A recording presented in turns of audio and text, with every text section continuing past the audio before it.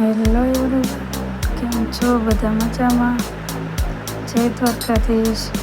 આજે આપણે બનાવવાનું છે કાચી કેરીનું અથાણું. તો આખું વર્ષ આપણે સ્ટોર કરી શકાય ને એવું અથાણું બનાવવાનું છે. તો વિડીયોમાં બધા બના રહેજો અને રેસીપી જોજો કે કેવી રીતે બનાવું છું અને તમે આખું વર્ષ સ્ટોર કરી શકો એવી રીતે. તો પહેલાં તો આપણે કટિંગ કરાવીને નહોતા લાવ્યા કેરી, એટલે ઘરે જ કટિંગ કરવા નથી, કેમ કે મારે છાલું પાડીને બનાવવાની નથી. તો પહેલાં તો આપણે છાલ ઉતારવાની છે અને વધારે પડતી નહીં ઉતારવાની. આમથી ઉપરનો જે લીલો ભાગ છે એટલો કાઢવાનો છે અને પછી આપણે એને આગળ બધું બતાવું તમને. તો હાલો પહેલાં છાલું પાડી દઈએ. અને મારા બેન જો એમને જોઈ રહ્યા કે શું કરે છે, કેમ કે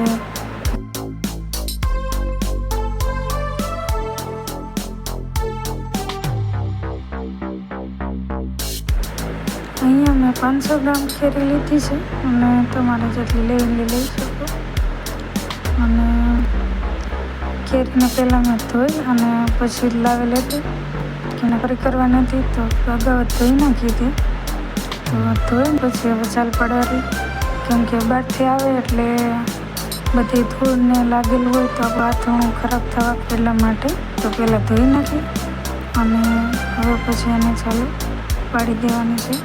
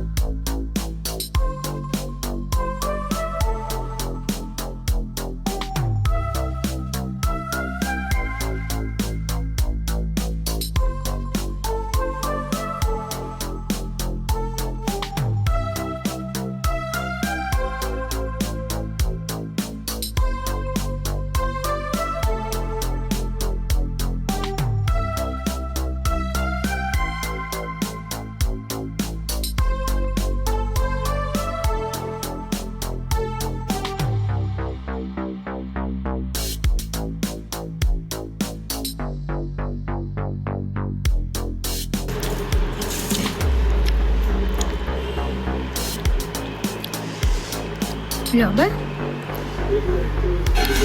કેરી ખાય છે, કેરી ખાઓ.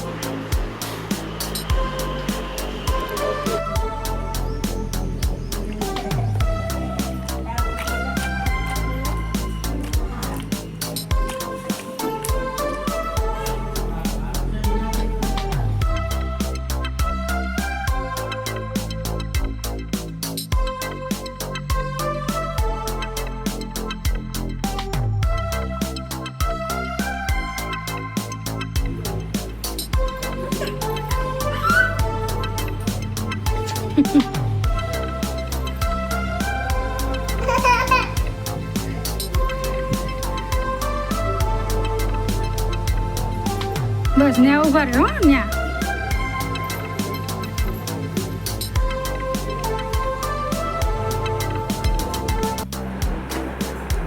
હવે આપણે મસાલો બનાવવાનો છે. તો મસાલો બનાવવા માટે પ્રથમ તો આપણે તેલ ગરમ કરવાનું છે. તો તેલને મીડિયમ ગરમ કરી અને સાઈડમાં રાખી દીધું છે.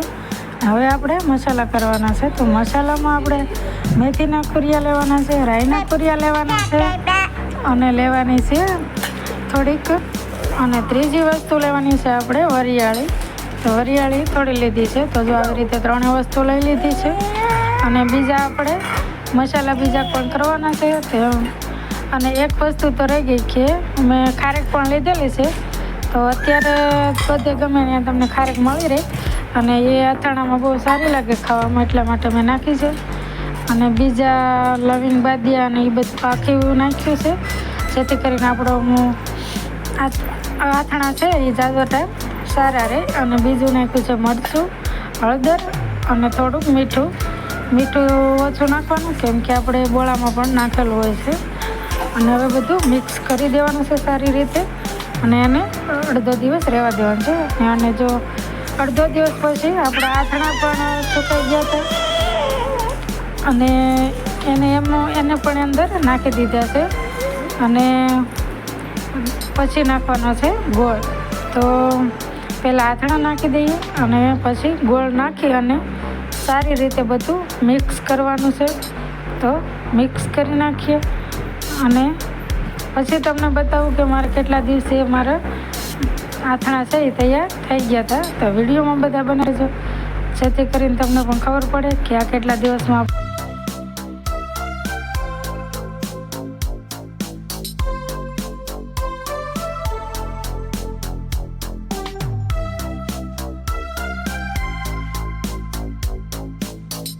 તૈયાર થઈ ગયો છે. અને આજે 5મો દિવસ છે. તો રોજ હું સાંજ સવાર જાઉં અને હલાવતી.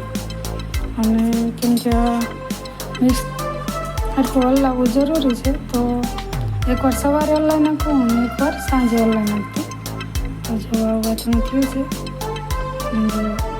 એકદમ મસ્ત થયું છે. અને હવે તો જો ગોળ એ બધો ઓગળી ગયો છે અને આપણે મસાલો પણ સરખો મિક્સ થઈ ગયો છે. અને જો અને મેં બહુ મરચું નથી નાખ્યું કેમ કે હું ઓછું ખાઈ એટલે. અને વધારે ખાતા હોય તો તમે વધારે મરચું નાખી શકો. અને હવે આપણે ભરી લેવાનું છે આમાં જારમાં. તો ભરીને તમને બતાવું. હાલો તો જો આપણે હાથમાં ભરી લીધું છે આમાં. તો 2 બરણી આટલી થાય એટલું થયું છે. તો જો હવે આપણે આને આખું વરસ રાખીએ કે કાંઈ વાંધો ન આવે.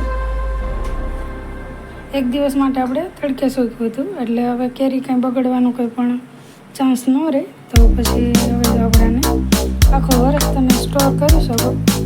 તો આટલી 2 બરણી થાય એટલું થયું છે. તો આ રેસીપી તમને કેવી લાગી કોમેન્ટ કરજો. અને તમે પણ આવી રીતે આપણું